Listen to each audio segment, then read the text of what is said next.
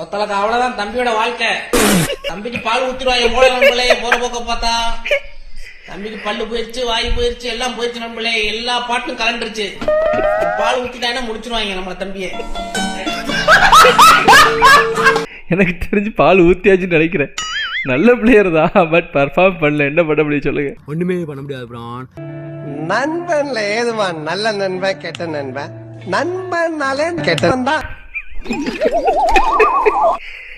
நண்பன்னாலே கெட்டவன் தான்.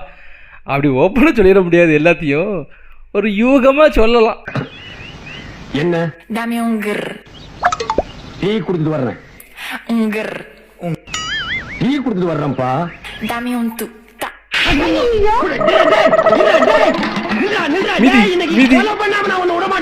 எனக்கும் இந்த பாட்டை கேட்டாலும் எனக்கு இரிட்டேட் ஆகுது கைஸ். சாவு